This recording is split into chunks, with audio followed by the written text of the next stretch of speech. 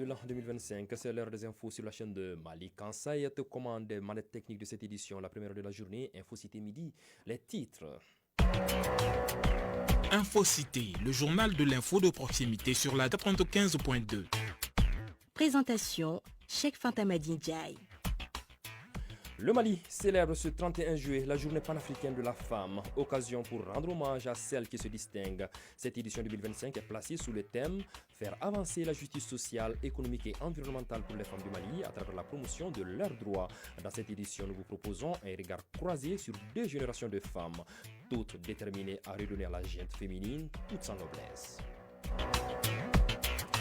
Le quartier de Bankouni représentera la commune 1 à la phase régionale de Bamako dans le cadre de la Biennale Tombouctou 2025.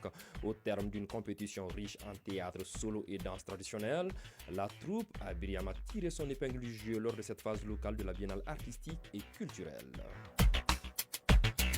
Et dans cette édition, il sera aussi question de la page internationale. Et nous avons le plaisir d'accueillir dans ce studio en direct Aïssata Yanogo. Aïssata, bonjour. Bonjour, Cheikh. Tout va bien, j'espère. Oui, ça va. Avec vous, nous irons où aujourd'hui? Les informations qui dominent l'actualité internationale sont entre autres la remise de Tidjane Thiam dans ses droits par les autorités en Côte d'Ivoire. Au Cameroun, le Conseil constitutionnel examine les dossiers de candidature pour la présidentielle au mois d'octobre prochain. Les députés rwandais approuvent à l'unanimité l'accord de paix avec la RDC signé sous l'égide des États-Unis à Washington. En fait, le Canada reconnaîtra la Palestine en tant qu'État au mois de septembre prochain. Et c'est à merci. Le développement, ce sera tout à l'heure. Voilà donc ce qui vous attend pour le prochain quart d'heure. Installez-vous confortablement pour suivre une session d'infos certifiées crédibles. Infocité midi, le développement, c'est tout de suite, juste après ces jingles. Encore une fois, merci d'avoir choisi la chaîne 2 pour vous informer. C'est un honneur de vous servir. Le Mali célèbre la panafricaine de la femme en ce 31 juillet 2025. Tous les groupements féminins et leaders de la gente féminine sont réunis en ce moment autour du général de division Abdoulaye Maïga, Premier ministre, chef du gouvernement. Occasion pour réaffirmer la volonté du Mali de faire avancer la justice sociale, économique et environnementale pour les femmes du Mali à travers la promotion de leurs droits conformément à la thématique retenue cette année. Dans leur message, les autorités partenaires appellent à intensifier les efforts pour promouvoir les droits des femmes et des filles et placer leur autonomisation au cœur du développement durable. Nous y reviendrons plus en détail dans notre édition de 18h avec notre reporter depuis le CICB, Apolline Koné. Célébration ce 31 juillet, je vous l'annonçais au sommaire, de la panafricaine de la femme, mise en exergue pour magnifier les réalisations en matière de développement des Amazones du continent. La journée donne également l'occasion de rendre hommage à celles qui se distinguent parmi ces étoiles. La chaîne 2 est allée à la rencontre de Koné Fatmata Coulibaly, dite Tana. Méconnue du grand public, elle représente une force vive pour la population de Garanti-Bougou de par son engagement et son entraide. Koné Fatmata Coulibaly, dite Tana, nous est présentée ici par Fatoumata Togola. Rien ne la prédestinait à l'univers de la cosmétique capillaire, sinon un combat intime, silencieux, mais profondément formateur. Depuis près de 10 ans, Bintou vit avec une pathologie peu connue, la trichotillomanie, un trouble compulsif qui pousse à s'arracher les cheveux. Je passais tout mon temps sur Internet à faire des recherches sur la maladie, à essayer de comprendre comment est-ce que j'allais faire pousser mes cheveux, surtout les parties que j'avais arrachées. Donc c'est à travers ça que j'ai découvert l'univers des cheveux afro. Plutôt que de sombrer dans le rejet ou la dissimulation, elle choisit de faire de sa douleur une force. En décembre 2024, elle lance Couronne, une gamme de soins capillaires artisanaux formulés à base d'ingrédients locaux tels que les fleurs d'hibiscus ou encore le beurre de karité. Dans la gamme, vous avez le shampoing solide, le masque hydratant, le lait hydratant, la crème nourrissante et l'huile pousse. L'huile, en fait, c'est de la macération. Plus de 24 herbes ayurvédiques, parmi lesquelles je peux citer la poudre de moringa, la poudre de Nîmes, la poudre de Rita, la poudre de Kapor Kashli, la poudre d'ashwagandha. Et ensuite, après, on rajoute d'autres huiles comme l'huile de ricin, l'huile d'amla, l'huile de bringarage, avec de la vitamine. Mais le chemin n'a pas été exempt d'embûches. Au début, je ne m'y connaissais pas trop. J'ai fait des recherches, je suis allée faire des formations. Les formations en présentiel, je les ai fait ici, mais il y a d'autres formations formations que j'ai eu à faire en ligne par d'autres nationalités. L'entreprise, aujourd'hui florissante, livre une vingtaine de commandes ou plus par jour. Tous les produits sont à 4 000 francs l'unité. Les produits sont stockés à la maison ici et je les vends en ligne. Les clients séduits par l'authenticité et l'efficacité des produits sont fidèles. Maïmouna Diakité, cliente. J'avais des problèmes au niveau de l'hydratation. J'ai eu la chance de pouvoir tester toute leur gamme. C'est surtout le lait hydratant qui m'a vraiment marqué. Mohamed Ould Alassane Babi, client. De base, moi j'utilise le shampoing solide et l'huile poussante aussi. Soutenu depuis ses débuts par sa famille, Bintou trace désormais une voie qui dépasse la simple réussite commerciale. Je pense plus à un salon où les femmes peuvent venir, même les hommes, pour faire des soins de cheveux, faire des coiffures, voilà, telles que les locks, les micro-twists, etc. Koulibaly Bintou Founé Keita, grand-mère de Bintou. Je la regardais, je ne comprenais pas du tout vraiment. Je suis fière d'elle.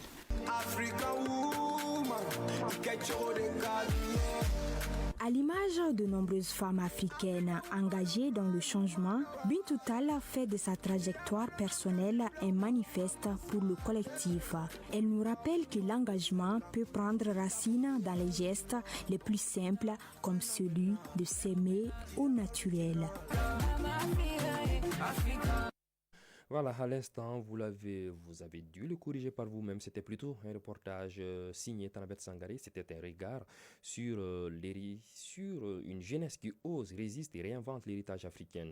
L'héritage africain, je le disais plutôt. Nous étions allés à la rencontre de Bintou Tall, âgée seulement de 19 ans. Elle est fondatrice de Couronne, une marque de soins capillaires naturels pour sublimer les cheveux crépus et révéler à travers eux l'identité africaine.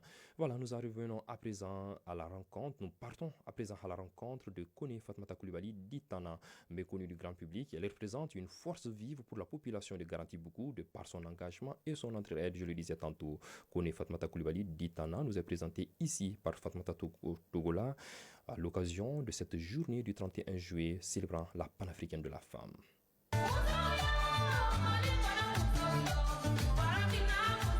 Une femme, une vision, un entourage épanoui. De la famille à la rue de Garanti-Bougou, Madame Kone Fatmata Koulibaly d'Itana est devenue au fil des ans une figure admirable de son environnement. Véritable battante au parcours périlleux, elle est le socle d'un quartier qui renifle son dévouement.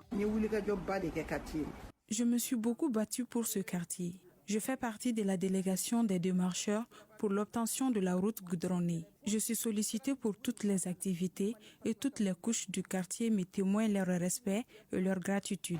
Le développement d'un pays sinon d'un quartier passe par les femmes. Et ça, Tana l'a bien comprise. À travers des réunions de sensibilisation, la couche féminine de Garanti-Bougou s'est mise en avant.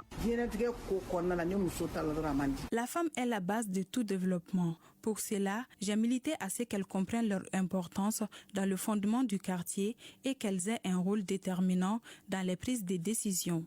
À mes côtés, beaucoup ont valorisé le scrutin et bien d'autres. Les femmes de Garanti-Bougou sont à mon écoute. Je remercie leurs maris pour cette compréhension. J'ai fait faire des marmites et des tasses pour les cérémonies et tout le quartier s'en sert gratuitement. J'organise des fêtes de 8 mars dans le quartier. L'objectif est de maintenir la paix et la cohésion sociale. Aujourd'hui, notre leader au crépuscule de l'âge fait une gestion judicieuse de son temps. Après le travail, je suis à la maison de façon permanente. Je continue avec les activités, mais de manière réservée, car j'ai donné le flambeau à des femmes sur qui j'espère une Tana, et pourquoi ne pas surpasser Tana. Le parcours et l'engagement de Tana forcent l'admiration, le respect et la reconnaissance de son entourage. Mohamed Nango Kone, fils de Tana. Ce qu'elle fait pour le quartier, pour sa famille, ses semblables et ses collègues de travail, ça dépasse nos connaissances. Elle est au sommet des sommets. Siriya Aïdara, imam de Garanti-Bougou. On ne peut pas tout dire de Tana parce que ses actions dépassent la normale. Elle est bonne, généreuse et accueillante. Je souhaite juste qu'elle continue dans ce sens. Kumbaso, habitante de Garanti-Bougou. Pendant le ramadan, Tana donne du kenkeliba à toutes les familles du quartier. Des nourritures sont distribuées à longueur de journée. Grâce à elle, nombreuses parmi nous fréquentent des lieux qui n'étaient pas à notre portée. Elle est admirable car sa position sociale ne l'a pas déroutée. La journée panafricaine incarne parfaitement le parcours de Madame Kone Fatoumata Coulibaly dit Tana. Une histoire qui pourrait être un déclic pour la génération future. Et comme pour rendre davantage hommage aux Amazones du Mali, ce 31 juillet marque le démarrage du Salon des médias 4e édition. L'objectif de ce rendez-vous de 3 jours est de permettre aux médias de partager et de faire connaître leur travail au public. Le thème principal de cette année est « Défi de l'information à l'heure des réseaux sociaux ». Plus de détails avec Astanso, membre de la commission d'organisation du Salon des médias au micro de Mariam Dao. La thématique est les défis de l'information à l'ère des réseaux sociaux. Nous avons mis sur la table les problématiques sur lesquelles nous souhaiterons revenir tout au long de cette activité qui est à sa 4e édition. Ceux qui veulent avoir des stands, les stands sont gratuits pour les médias et les acteurs de médias. Donc pour ceux qui veulent participer, il faut remplir juste la seule condition, c'est que quand vous allez prendre un stand, il faut animer le stand durant tout le long du salon. Je prends l'exemple sur les radios. Vous amenez le nécessaire, le matériel pour faire la production, enregistrez vos émissions, diffusez, vous aurez la chance d'avoir des invités internationaux sur place. Et pour les autres acteurs qui ne sont pas des médias, mais qui sont passionnés de médias, ce sera l'occasion de rencontrer énormément de gens. Nous pouvons rencontrer les stars du petit écran, que ce soit ceux de la chaîne nationale, celle des autres chaînes. Donc ce serait vraiment l'occasion de rencontrer énormément de gens. Pratiquement tous les acteurs de médias et les institutions seront présentes aussi. À présent, le tour d'horizon de l'actualité internationale. Un tour d'horizon qui nous est proposé par une autre Amazone. On va la qualifier ainsi. Aïssata Yanougou, Aïssata, bonjour. Bonjour, chef. Bonne fête à toute la femme africaine aujourd'hui. Merci. Bonne fête à toi également. Merci beaucoup. Nous prenons la direction de la Côte d'Ivoire. Pour commencer, le Comité des droits de l'homme des Nations Unies invite les autorités à remettre Tidjane Thiam dans ses droits. Le comité a demandé les autorités ivoiriennes à prendre toutes les mesures nécessaires pour que l'opposant Tidjane Thiam puisse exercer ses droits. Sur le fond, le comité des droits de l'homme de l'ONU ne se prononce pas encore sur la requête de Tidjane Thiam qui avait saisi en début juin le comité après sa radiation de la liste électorale définitive. Pour le porte-parole du gouvernement ivoirien, les droits de Tidjane Thiam sont garantis, une déclaration contraire aux propos de l'avocat de l'opposant. Le comité des droits de l'homme se prononcera définitivement sur la requête de Tidjane Thiam le 8 juillet 2026. Présidentiel au Cameroun, le Conseil constitutionnel examine le dossier de candidature. Le Conseil constitutionnel a enregistré au total 35 recours dans le cadre du contentieux depuis le 29 juillet dernier. Ces recours sont relatifs à la publication de la liste provisoire des candidats retenus pour l'élection présidentielle d'octobre. Les requêtes en question concernent la réhabilitation de candidatures rejetées, des demandes d'invalidation de candidatures validées et celle du président sortant Paul Biya, jugé illégal par certains requérants. Le Conseil constitutionnel a entamé l'examen de ces différents recours. Des audiences publiques sont prévues pour statuer sur chaque dossier. L'instance a moins de 10 jours pour rendre sa copie finale. Nous prenons la direction du Rwanda à Issata. Les députés approuvent à l'unanimité l'accord de paix signé avec la RDC sous l'égide des États-Unis à Washington. C'était lors d'un vote organisé hier à Kigali. L'adoption de cet accord de paix avec la RDC par la Chambre basse rwandaise intervient alors que des représentants des deux pays doivent se retrouver cette semaine à Washington pour la première réunion du comité de surveillance conjointe. Cette instance autorisée par le texte est chargée de recevoir les plaintes, d'examiner les accusations de violation de l'accord de paix, de résoudre les différends et de proposer des mesures concrètes. Direction le Canada qui reconnaîtra la Palestine en tant qu'État au mois de septembre prochain. En tout cas, l'annonce a été faite. L'annonce a été faite hier par le Premier ministre Mark Carney lors du Conseil des ministres. Un point à l'ordre du jour, la situation au Moyen-Orient et les négociations commerciales avec les États-Unis. Cette réunion survenait alors que la pression s'accentuait sur le gouvernement du Canada pour qu'il reconnaisse officiellement la Palestine en tant qu'État. Le pays pays défendait la solution à 2 États depuis longtemps, mais n'avait jamais franchi le pas sur cette question. Cependant, il compte reconnaître l'État palestinien à la 80e Assemblée générale de l'ONU en septembre prochain à New York. Cheikh Fanta Madi Diaye, c'est ce qu'il fallait retenir de l'actualité internationale de ce 12 heures. Que vous avez eu le plaisir de présenter dans ce studio. Merci, merci. Aïssata, j'allais dire Tanabet, parce que vous êtes tout le temps ensemble. Merci d'être passé. Merci. Bonne journée à vous. Merci. Le quartier de Banconi a brillamment tiré son épingle du jeu lors de la phase locale de la Biennale artistique et culturelle Tombouctou 2025. Le quartier représentera la commune 1 à la phase régionale de Bamako au terme d'une compétition riche en théâtre, solo et danse traditionnelle. La cérémonie de clôture des activités de la phase a eu lieu ce mercredi 30 juillet 2025 en présence de notre reporter Amadou Diallo.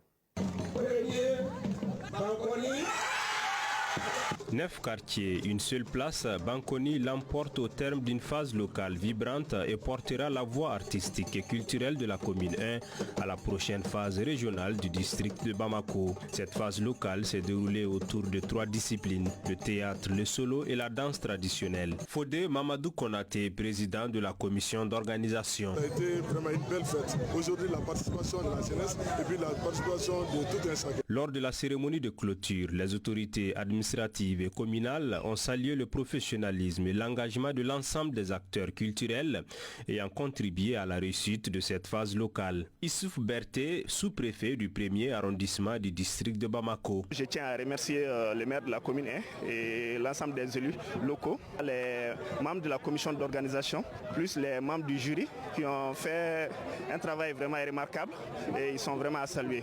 Mes remerciements vont aussi à l'ensemble des troupes qui ont bien voulu compétir. Ce n'était pas facile et nous souhaitons bonne chance au quartier retenu pour représenter la commune 1 au niveau de la phase district.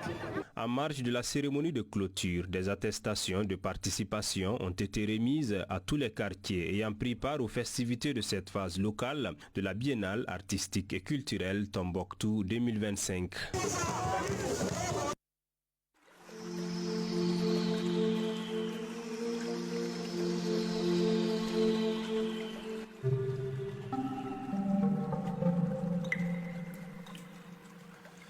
Pendant qu'il est 12 heures passées de 17 minutes dans ce studio, en ce mercredi 31 juillet 2025, le mercure affiche 27 degrés. La maximale attendue sera de 29 degrés.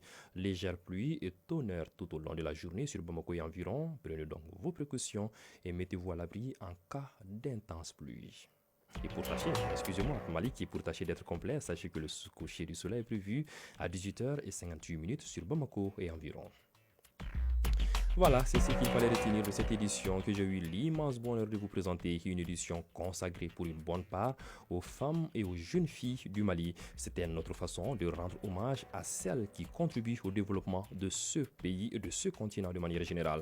J'aimerais également rendre hommage à celles qui ont contribué à rendre belle la réalisation de cette édition de ce jour. J'aimerais dans ce registre rendre hommage à Kade Nyang, à Sitan Djekite, à Fatmata Diallo qui était sous la supervision de Malik Kansai et Badi Touré également qui a assuré la mise en ligne. Coordination éditoriale de cette édition, Sirou Traoré, Jeff Adjara. Pour le Mali, paix et bénédiction d'Allah et encore une fois, bonne fête à toutes les femmes du continent.